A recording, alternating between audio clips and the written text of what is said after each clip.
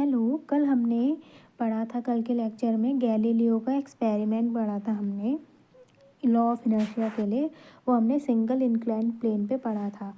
तो क्या पढ़ा था, हम एक बार क्विक रिवीजन कर लेते हैं। अगर डाउनवर्ड स्लोप है, मोशन है, जो हमारा ऑब्जेक्ट का मोशन है वो डाउनवर्ड हो रहा है ये, तो यहाँ पे क्या होगा, हमारा जो स्पीड होगी वो इंक्रीज़ होगी, मतलब ये एक्सलरेटेड होगा।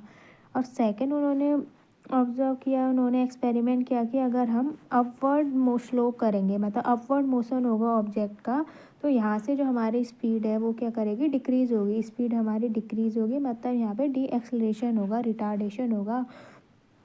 और थर्ड उन्होंने ऑब्जर्व किया कि अगर हम कोई भी स्लोप नहीं बनाएंगे, को हॉरिजॉन्टल है, हॉरिजॉन्टल मोशन होगा, कोई स्लोप नहीं है, तो जो हमारा ऑब्जेक्ट होगा वो कांस्टेंट स्पीड से मूव करता रहेगा स्ट्रेट पाथ में। तो अब उन्होंने फिर अपना ऑब्जर्वेशन किया, उन्होंने एक्सपेरिमेंट किया।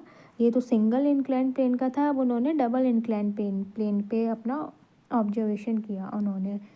ये डबल इंक्लाइन प्लेन है, यहाँ से हम ऑब्जेक्ट को मोशन करवाएंगे, रोल डाउन कराएंगे, तो अब हम यहाँ से ऑब्जर्व करेंगे कि अब इस ऑब्जेक्ट पे क्या क्या इफ़ेक्ट होगा। पहले सिंपली हमने यहाँ पे एक डबल इंक्लाइन प्लेन लिया है, पहले एक सिंपली हम ऑब्जेक्ट का डाउन मोशन करा के देखेंगे, उसके बाद जो इसकी जो ये स्लोप है उसको डिक्रीज़ कर देंगे। और देन थर्ड पॉइंट उन्होंने बताया था, अगर एक स्लोप को यह है जो एक इंक्लाइन प्लेन है, इसको हम हॉरिजॉन्टल बना दें।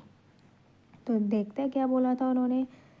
तो इन्होंने कैसे ऑब्जर्व किया गैलीलियो ने, उन्होंने नोट किया ऑसिलेटिंग पेंडुलम में। ठीक है, हमारा ये पेंडुलम है, तो उन्होंने नोटिस किया कि जो ये पेंडुलम का बॉब है, अगर ये आइदर इस साइड में मोशन करे, मीन पोजीशन, हमारी मीन पोजीशन हो गई पेंडुलम के मीन पोजीशन के राइट में मोशन करे या लेफ़्ट में मोशन करे, तो दोनों साइड से हमेशा सेम हाइट पे रीच होता है।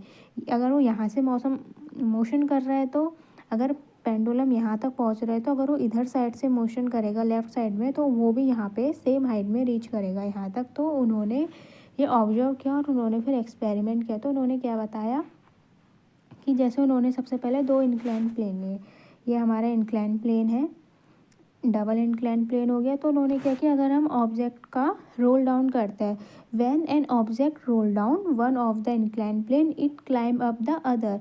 अगर ये यहाँ से डाउन हो रहा है, यहाँ से मोशन हो रहा है, तो यहाँ से मोशन करेगा, इधर पे जाएगा, यहाँ पहुँच जाएगा, वो इधर पे अब चढ़ जाएगा। तो उन्होंने क्या ऑब्जर्व किया कि ये सेम हाइट पे रीच करता है। अगर हमने मान लो पार्टिकल को, ऑब्जेक्ट को यहाँ से हमने इसका मोशन कराया है, यहाँ से फॉल हो रहा है पार्टिकल, तो ऑलमोस्ट ये पार्टिकल अगर यहाँ पे मूव करेगा तो यहीं पे सेम हाइट पे यहीं तक पहुँचेगा ऑलमोस्ट। अगर यहाँ पे कोई भी एक्सटर्नल फोर्स ना हो जिससे इसमें डिस्टर्बेंस होता है, डेट मीन्स या तो फ्रिक्शन अब्सेंस हो, एयर रेजिस्टेंट ये सब अब्सेंस हो, तो जो हमारा ये पार्टिकल है वो सेम हाइट पे रीच करेगा। जैसे यहाँ पे डायग्राम में क्लियरली दिख रहा है, यहाँ से इनिशियली पोजीशन है ये ऑब्जेक्ट की, यहाँ से रोल डाउन हुआ, ये पहले यहाँ आ गया, इधर गया, फिर यहाँ पहुँचा फाइनल पोजीशन, ऑलमोस्ट यहाँ पे सेम है। अगर यहाँ पे फ्रिक्शन या और एयर रेजिस्टेंस ये सब कुछ नहीं है, तो ये मतलब लगभग सेम हाइट पे रीच करेगा। सेकंड उन्होंने बोला है कि अगर हम एक इंक्लाइन प्लेन का अपवर्ड, जो इंक्लाइन प्लेन है यहाँ से हम जो मोशन करा रहे हैं, अगर हम इसको डिक्रीज़ कर दें, ठीक है, अगर हम इंक्लाइन प्लेन की स्लोप डिक्रीज़ कर दें, तो जो ऑब्जेक्ट है उसको सेम हाइट में पहुँचने के लिए लॉन्ग डिस्टेंस ट्रेवल करना पड़ेगा मैक्सिमम हाइट में पहुँचने के लिए। When slope of upward incline plane is decrease the object has to travel long distance to reach the maximum height. जैसे यहाँ पे शो कर रहा है, यहाँ से हमने इसका जो डिक्रीज़ कर दिया है हमने अपवर्ड, ये हमारा अपवर्ड है, इसका हमने क्या कर दिया, जो इंक्लाइन प्लेन है इसकी स्लोप हमने डिक्रीज़ कर दी है और ज़्यादा टिल्ट कर दिया है। तो इस ये क्या ले रहा है, मैक्सिमम टाइम ले रहा है, इसको लॉन्ग डिस्टेंस ट्रेवल करना पड़ेगा। देखो अगर इसके कंपैरिजन में देखें तो ये तो यहीं पे हमारा पहुंच जा रहा है, लेकिन इसको मैक्सिमम हाइट ट्रेवल करने के लिए लॉन्ग डिस्टेंस इसको ट्रेवल करना पड़ रहा है। और हम जितना ज़्यादा स्लोप डिक्रीज़ करेंगे उसे उतनी ज़्यादा डिस्टेंस ट्रेवल करना पड़ेगा मैक्सिमम हाइट में पहुंचने के लिए। मैक्सिमम मीन जहाँ से हमने इसको डाउन करवाया है ऑब्जेक्ट को सेम हाइट में पहुंचने के लिए उसको ज़्यादा डिस्टेंस ट्रेवल करना पड़ेगा।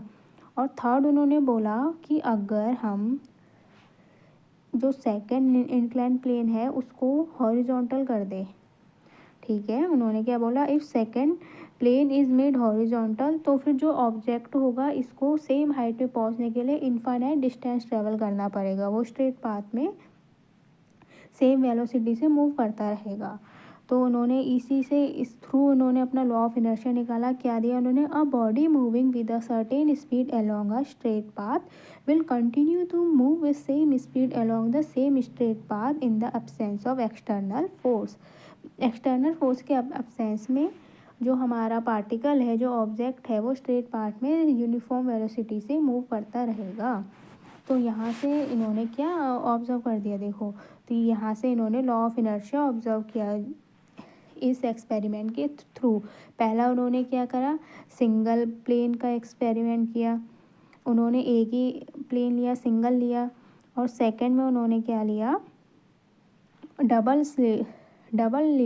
इंक्लाइन प्लेन लिया। सिंगल में उन्होंने देखा अगर हम डाउनवर्ड मोशन कर रहे हैं तो स्पीड इंक्रीज हो रही है, अपवर्ड कर रहे हैं, स्लोप अपवर्ड है तो हमारा जो स्पीड है वो डिक्रीज़ हो रही है, डाउन में इंक्रीज़ हो रही है। और अगर हम हॉरिजॉन्टल कर दें तो वो कांस्टेंट वेलोसिटी से स्ट्रेट पाथ में मूव करते रहती है। सेम इन्होंने डबल इंक्लाइन प्लेन में किया। सबसे पहले उन्होंने क्या देखा, अगर हम ऑब्जेक्ट को डाउन करवा रहे हैं डाउनवर्ड में, तो क्या होता है, जो हमारा ऑब्जेक्ट है सेम हाइट में पहुंचता है मैक्सिमम डिस्टेंस में। मैक्सिमम हाइट ट्रेवल करने के लिए वो क्या है, एक पाथ फॉलो करेगा। और अगर हम जिस पाथ से उसने फॉल डाउन स्टार्ट हुआ है, अगर यहाँ से डिक्रीज कर गिर रहा है पार्टिकल, हम यहाँ से ऑब्जेक्ट मूव कर रहे हैं, तो सेम ही हाइट में पहुँचेगा पार्टिकल।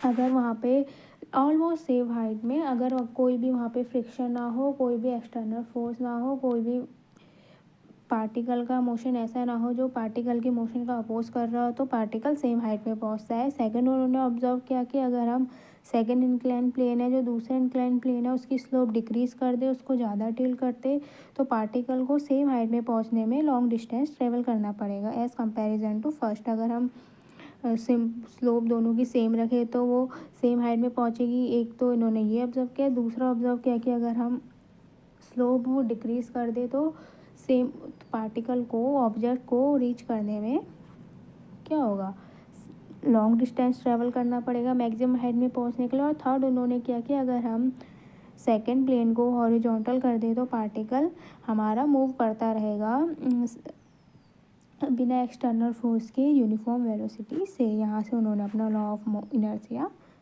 का अपना एक्सपेरिमेंट किया। थैंक यू, आई होप आपको क्लियर हो गया होगा। नेक्स्ट वीडियो में हम इसके आगे का पढ़ेंगे।